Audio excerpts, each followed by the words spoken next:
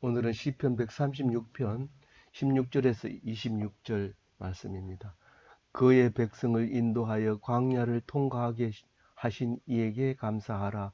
그 인자하심이 영원하미로다. 오늘 136편은 무슨 시라 했죠? 할렐루야 시. 할렐루야로 시작하기 때문에 할렐루야 시라고 하는데 10열 몇 개가 있습니다. 150개 중에서 어, 어, 그런데 작자 미상이죠, 당연히. 그렇게 돼 있고 또 이것은 그 우리나라의 관광수월래처럼 한 사람이 얘기하면 뒤에는 그 후렴만 계속 하게 되는 그런 어, 성전에서도 그렇게 노래하고 또 그 행사가 있을 때마다 즐거울 때마다 이렇게 하나님을 찬양하는 겁니다. 우리가 즐거우면은 어, 아리랑을 부르고 뭐 슬플 때도 아리랑을 부르지만은 그와 같이 이렇게 불러가는 노래가 있듯이 우리에게 이 136편은 많은 사람들이 알고 있는 기억이 26절까지 있지만은 그렇게 어렵지 않는 옛날 사람 총기로서는 거의 아리랑처럼 외울 수 있는 그런 노래 가사였던 거죠. 근데 16절까지를 앞에 거하고 붙이면 어 이제 좀 정리하기가 좋은데 여기 요것만 떨어져서 뒤로 왔어요.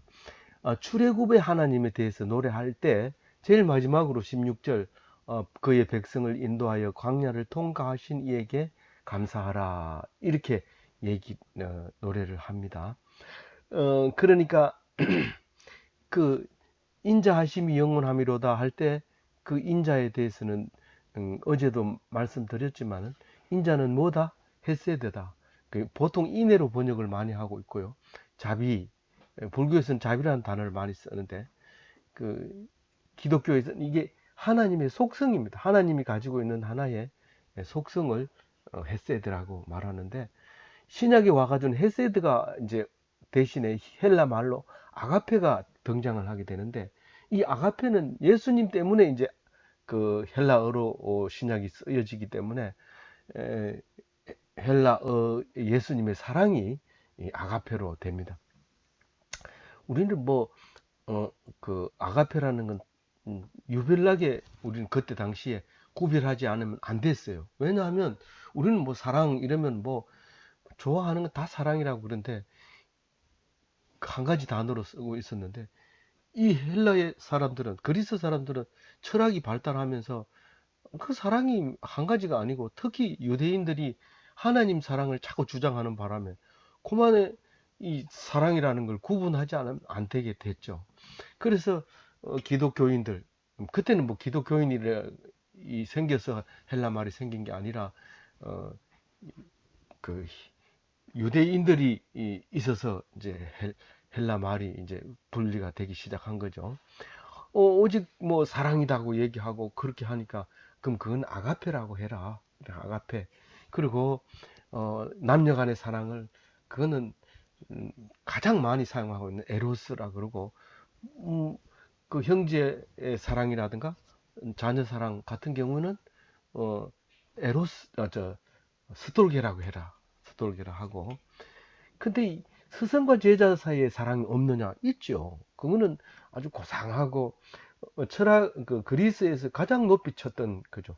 이 아가페는 이 이스라엘 백성 그 유대인들이 이 독차지하고 있었기 때문에 감히 그건 건들지 못하고 스톨게하고 에로스 빼고 나면 나머지는 필레한데 그것은 친구 간에 의리 있는 사랑 그리고 존경하는 사랑 그런 게였죠.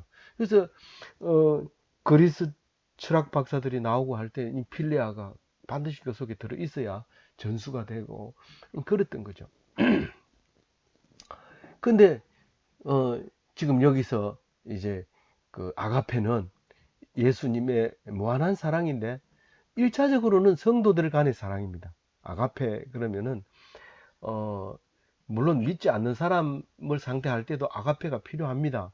그렇지만은 어, 주로 주장하는 것은 성도 간의 사랑을 아가페로 너희들은 서로 사랑해라 사랑해라 할 때 아가페를 말하고 있는 거고 그 다음에 이제 이웃이라고 하면 어, 백일동에 있는 아줌마 얘기하는 게 아니라 내 마누라, 내 자식, 그리고 내 친구, 가까이 있는 사람들이 다 이웃이 되는 거죠.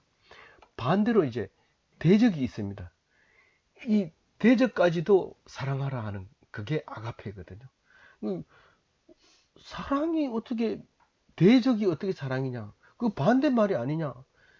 반대말인데, 아가페는 반대말이 대적도 사랑하라. 그렇게 말하고 있는 거죠. 어쨌든, 오늘 인자하심이 영원함이로다 하는 그 후렴을, 그렇게 노래했던 그 시가 136편이다. 라고 하면서, 16절에 출애굽한 백성을 어디까지를 말하냐면 광야 40년까지를 우리가 출애굽 백성이라고 하자. 그건 뭐 제가 그냥 나누기 좋게 그렇게 한 겁니다. 그 사람들이 광야 40년 동안에 다 죽어버렸기 때문에 그래요. 그러면서도 인자를, 헤세드를 노래하고 있죠. 그 광야를 인도하신 하나님께 통과했다. 그래서 감사하라. 믿지 않는 사람이 다 죽었는데 뭘 감사하다는 얘기냐? 인자하다는 얘기냐? 사실은 40년 동안 인구가 하나도 안 줄어들었어요. 그, 저, 어, 들어갈 때 인구 조사하고 나올 때 인구 조사 민수기에 2번 하는데 거의 이 인구 숫자가 안 줄어들어요. 그 지파별로는 늘어난 데 있고 줄어든 데 있고 이렇지만 거의 비슷하게 이제 통과하게 됩니다. 그러니까 그건 통과죠. 통과. 광야를 통과하는 동안에 그 안에서 일어나는 것들은 변함없지만 하나님께서는 그걸 우리가 노래할 때는 그는 하나님께서 인도하셨다. 그렇게 얘기를 하고 있는 거죠. 17절에 보면 같이 읽어볼게요. 큰 왕들을 치신 이에게 감사하라. 그 인자하심이 영원함이로다. 이제부터는 이제 이 17절부터는 큰 왕들을 치신 하나님에 대해서 이제 감사를 하게 되는 거죠. 큰 왕들은 사람들이 칠 수 있을까요? 없을까요? 못 친다는 얘기죠. 못 치니까 왕이지, 칠 수 있으면 그건 보통 사람이죠. 그러니까 큰 왕들을 쳤는데 그게 하나님께서 쳤다는 거죠. 그러니까 감사하는 거죠. 우리가 출애굽 하나님 할 때 얘기했습니다만은 출애굽은 기적으로 출발하잖아요.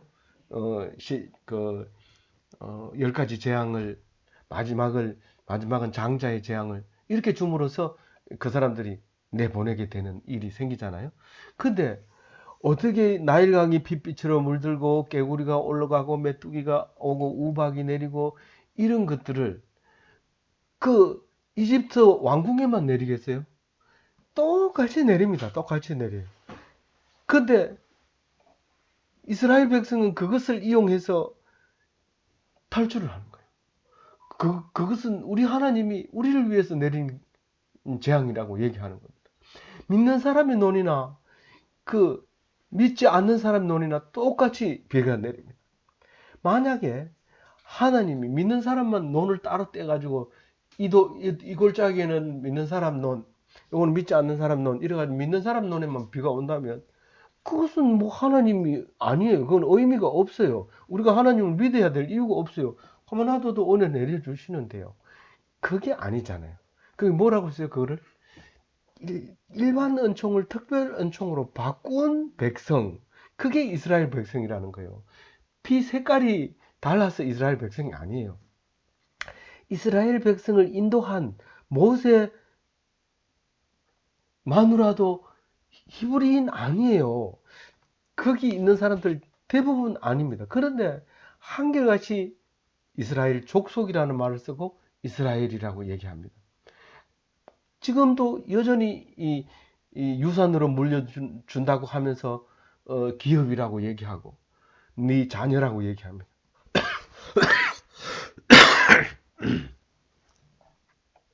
살살 얘기할게요. 그런데 그게 그 자녀가 혈명 피로 나눈 자녀가 아니라 말씀을 들은 자녀 얘기하고 있는 거예요. 이스라엘 백성도 하나님을 믿는 공동체에 들어가면 히브리인이 되는 거예요. 이스라엘 백성이 되는 거고 유대인이 되는 거고, 지금도 우리가 유대인 되겠다 그러면 유대인 받아주는 거예요. 거기서 시키는 대로 할례하고 거기서 그 성경 읽으라는 대로 읽고 그대로 하면 그건 유대인이에요. 그 뭐 키파 쓰고 그렇게 살면. 2500년 전에도 그런데 성경은 절대 그렇게 하지 않고 족속이라고 얘기하고 아들 딸이라고 얘기하고 그렇게 하는 거예요.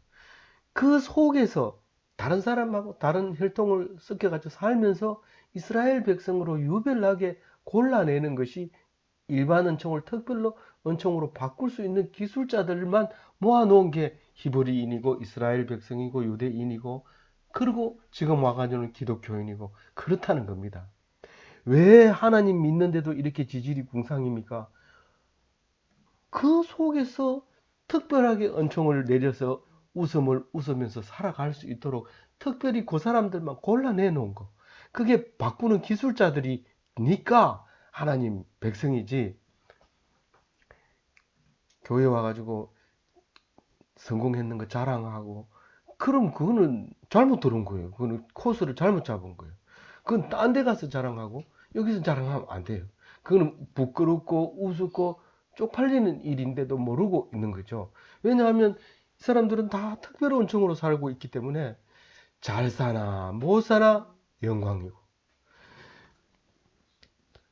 빨리 죽으나 늦게 죽으나 안 죽는 거고, 병 들어서 빌빌대나 건강하나 똑같이 하나님께 영광 돌리는 거예요.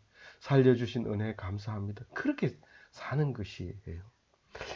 그러면 17절과 같은 이것을 읽을 때 큰 왕들을 치신 이에게 감사하라 이런데, 사실 왕은요 안 쳐도 언젠가는 죽습니다. 왕은 뭐 거의 대부분이 반역 때문에 죽지만은, 거의 대부분은 반역으로 죽지만 반역으로 안 죽는다 하더라도 죽게 되는데, 이스라엘 백성은 그것을 왕들을 쳐서 우리는 그 땅을 차지할 수 있게 해주셔서 감사합니다. 그 말을 노래하고 있는 거예요. 그러니 세상 사람들이 네 노래할 이유가 뭐가 있냐? 이렇게 말할 수밖에 없는 것을 노래하는 것이 기독교인인 거예요. 좋아서 노래하는 게 아니에요. 진짜 속상한데 손을 들고 찬양하고 났더니 너무 좋아. 너무 좋아. 문제가 싹 해결됐어. 그러니까 찬양이 필요한 거예요. 18절 같이 읽어볼게요. 유명한 왕들을 죽이신 이에게 감사하라. 그 인자하심이 영원하다. 그 큰 왕들도 못 죽이지만 유명한 왕들을 죽일 수가 없습니다. 지금처럼 매스컴이 발달한 경우에는 유명한 왕은 금방 드러나서 그 사람을 만약에 비난한 글이라도 조금 올리면 떼거리로 모여들어서 그냥 작살내버립니다. 그러니까 전혀 손을 잘못하면 모독죄로 걸리고 뭐 난리가 납니다. 이때도 마찬가지로 이름이 있는 왕 앞에 가가지고 함부로 고개를 들 수가 없. 네 감히 여기가 어디라고 고개를 쳐들고 있느냐. 그냥 안 놔두죠, 옆에 사람들이. 그래서 그런데 하나님은 그 사람들을 다 죽이고 이스라엘 땅을 차지하게 한 이야기를 하려고 하는 거죠. 아까까지는 가나안 광야 40년까지 그 모세가 인도하는까지 그걸 얘기한 거고, 17절부터는 여호수아가 인도하는 이야기를 했다고 보면 될 것 같아요. 근데 사실은 뭐 엄밀히 따지면 이제 모세가 아모리 왕 시온도 죽였으니까 뭐 그건 아니지만, 어쨌든 거기서부터 왕을 이제 쳐 죽이고 이제 가나안 땅을 이제 그 차지하는 이야기를 노래하게 되는데, 그 제일 먼저 아모리 왕 시혼을 죽인 이야기를 합니다. 우리가 시혼을 죽였는 그런 성경 곳곳마다 나오는데, 이거 뭐 죽였으면 죽일 수도 있는 거지 뭐 그렇게 하냐. 사실 이 시혼 왕이 그 거인이었어요. 거인. 그 아낙 자손들이었단 말이에요. 그 아모리 족속들은 다 아낙의 후손이었고요.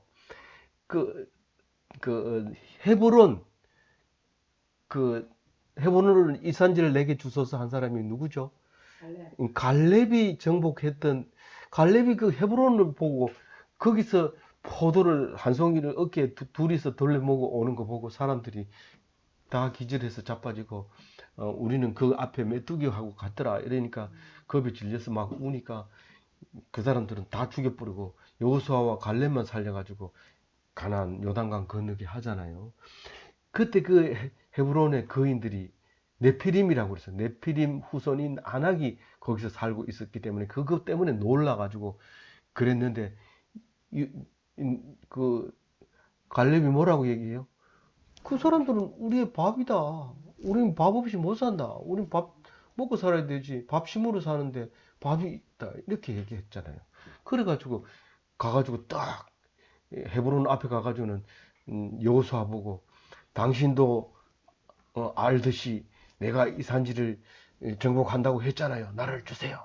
그래가지고 정복을 하고 거기를 이제 그 유대 땅으로 이제 분할을 받게 되고 다윗이 거기서 이제 왕이 기름 부음을 받게 되는 그런 역사가 일어나게 되는데 이 아모리 왕 시온도 거인이었던 거죠.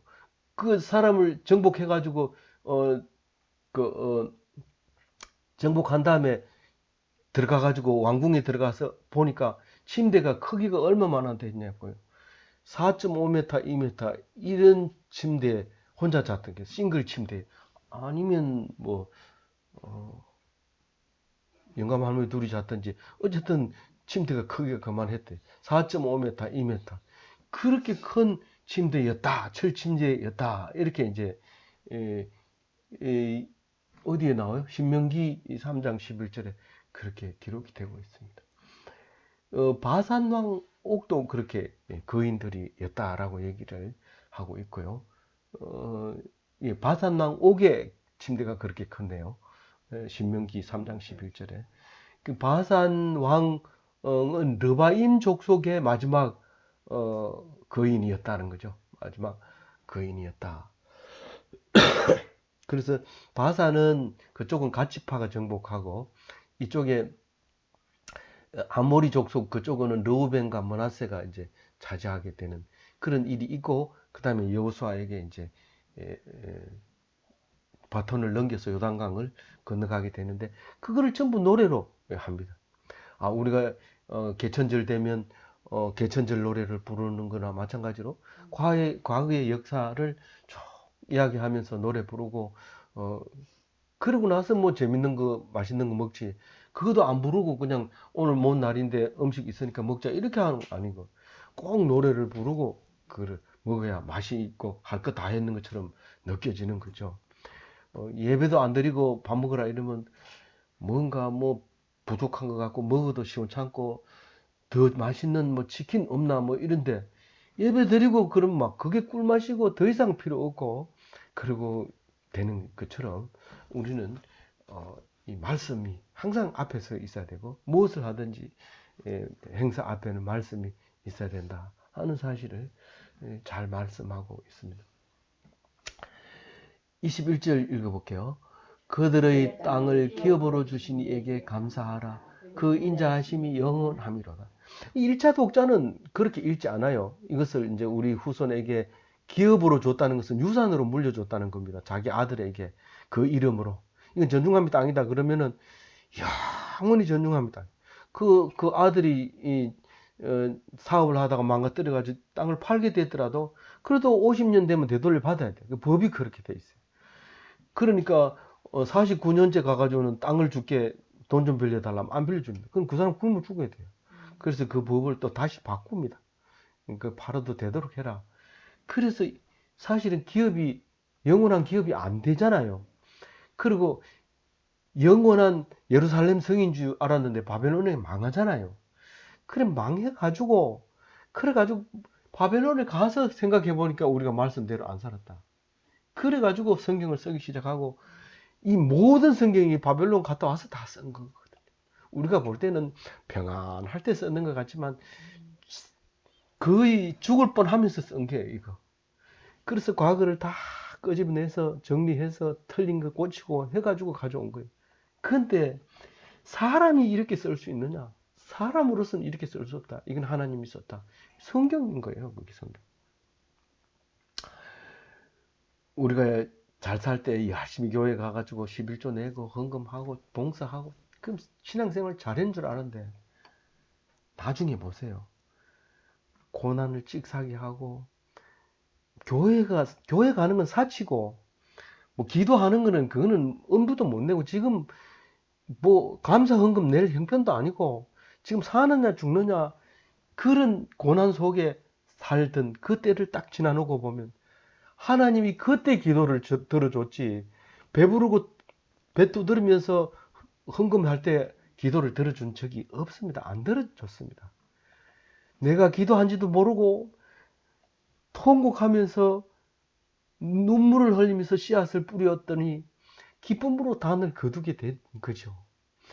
그런 그 씨를 눈물을 흘리면서 씨를 뿌렸는데 하나님이 네가 뿌렸잖냐, 네가 했잖냐 그렇게 하면서 그 공로를 나에게 돌릴 때 그 기도를 내가 나의 기도를 들어주셨다는 거.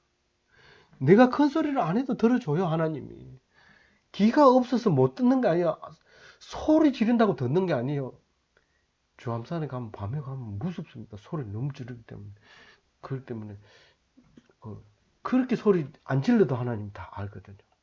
이미 내 속에 계시고 내 안에 모시고 있으면 내가 네 안에 있고 네가 내 안에 있잖아. 소리 안 질러도 안다. 하시는 거예요.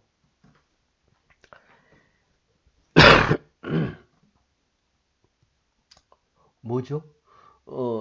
그 기업은 자기 아들 아니라는 것을 바벨론 포로 가서 알았어요. 그리고 예수님이 올 줄을 그것만 믿었어요. 근데 답답이 안 믿었기 때문에 유대인들은 그대로 남아 있는 거고 우리는 믿었기 때문에 이스라엘 백성도 아닌데 지금 이스라엘 백성 돼가지고 큰 소리 치고 진짜 이스라엘은 우리고 너는 가짜다 이렇게 당당하게 얘기합니다. 그러다가 맞아 죽으면 어떻게 하나? 맞아 죽으면 순교죠. 그건 우리 말씀대로 하는데요. 우리가 죽는다고 해서 어디 죽습니까? 절대로 예수님이 너희들 마음대로 해봐라. 그러니까는 죽음 네가 어디 하나님 아들이면 십자가에서 한번 내려와 봐라. 온갖 조롱을 다 들어 그거 듣고 그냥 그대로 숨 거두십니다. 완전히 죽어야 다시 살아나지. 안 죽고 살아나면 그거는 덜 죽은 거죠. 그럼 나중에 또 죽어야 돼요. 너무 아파요. 그건 안 돼요. 또 완전히 죽어야 돼요. 죽어야 다시 살아나.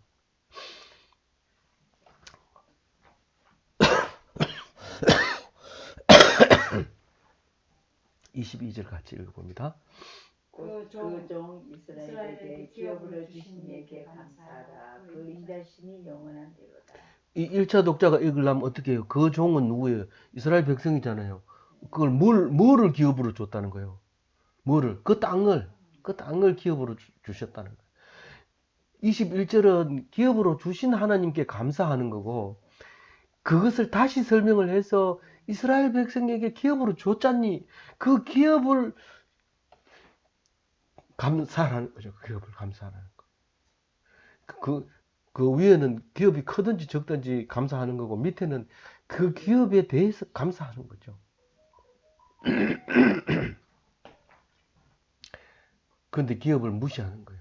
성경책 주신 하나님께 감사합니다. 그리고 끝난 게 아니라 성경책이 너무 감사해서 성경을 계속 묵상하고 하나님께 은혜 충만하면 22절을 노래할 만해요. 그것도 안 하면서 이거 노래하려니 뭔 말인지 모르겠다. 모르지. 그냥 갑자기 읽으면 그게 뭔 말인지 아나. 앞뒤를 쫙 읽어야 그게 뭔 뜻인지 알지.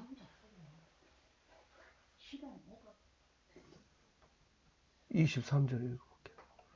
우리를 비천한 가운데에서도 거역해 주시니 그 인자하심.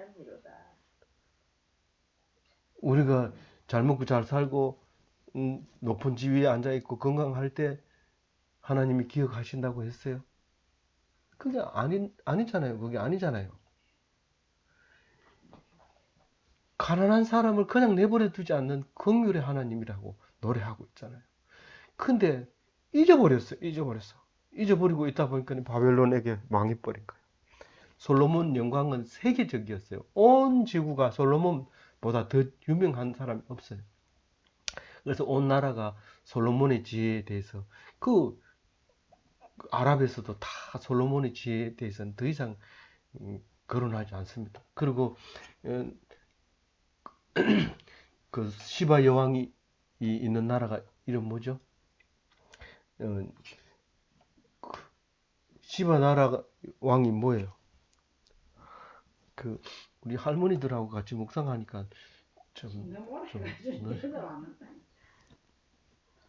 이디오피아는 이제 옛날에 시바였는데 그 시바가 이제 솔로몬의 자식을 낳아서 그 나라가 이제 솔로몬의 별을 국기로 삼고 있죠. 이디오피아가요. 알겠어요?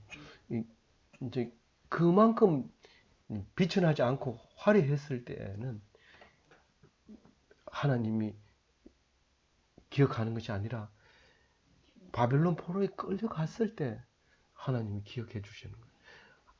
바벨론 포로에 끌려갔을 때 이 성경이 써진다고요.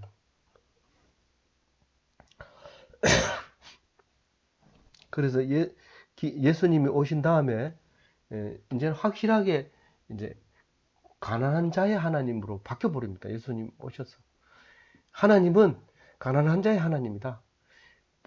지금 가톨릭은 그게 아니었어요.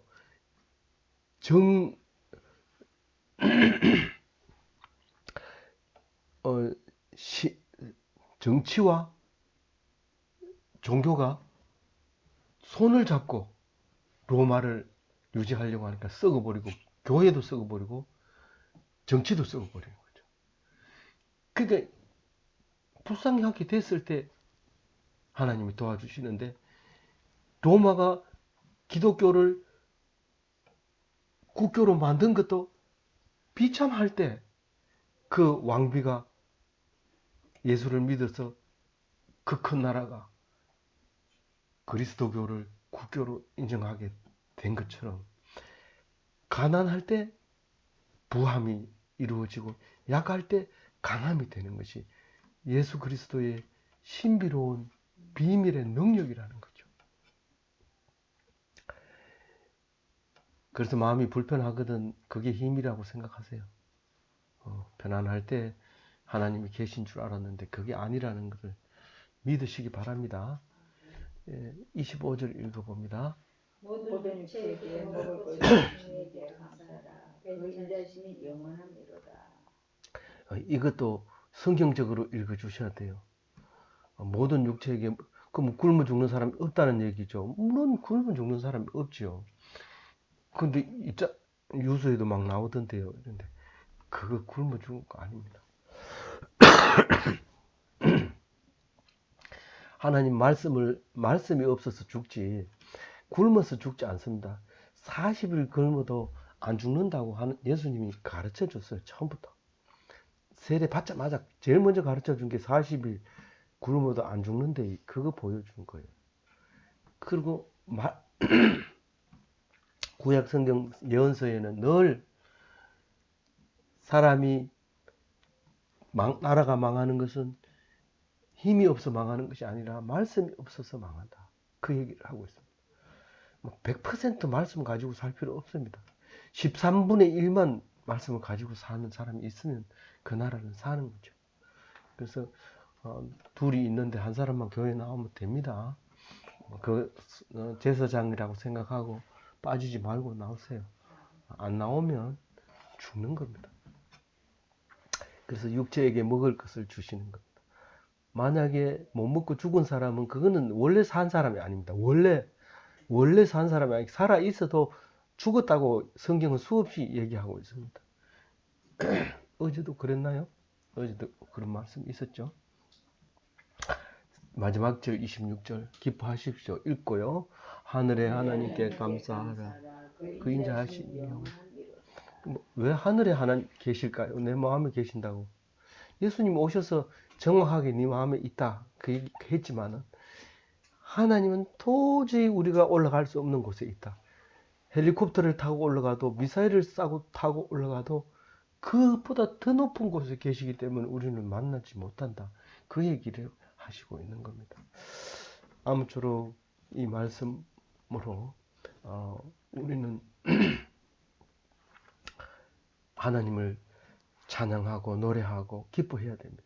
이게 우리말로 한글로 참 멋있는 곡조를 넣어서 했으면 날마다 읽기가 좋은데 이거 말고도 이제 가스펠성들이 많으니까 그것으로도 은혜 많이 받으시는 그래서 늘 기뻐가지고 찬양하는 멋진 기독교인이 다 되시기 바랍니다.